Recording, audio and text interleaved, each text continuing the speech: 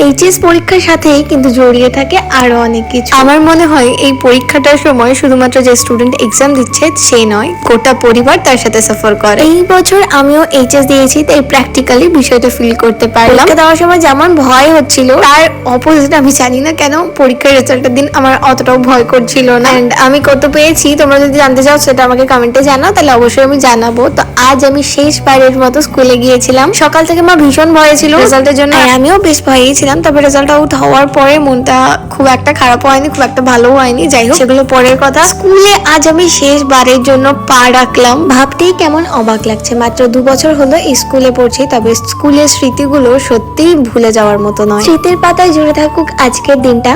অনেকের সাথে ভালো বন্ধুত্ব হয়েছে, আবার অনেকের সাথে ঝামেলাও হয়েছে। সব ভুল ত্রুটি মিলিয়ে মিশিয়ে যে আমরা এত সুন্দর একটা বন্ধুত্বপূর্ণ সম্পর্ক তৈরি করে এতদিন এগোতে পেরেছি, শেষে একটাই কথা বলবো, বিদায় বন্ধু, ভালো থেকো সকলে।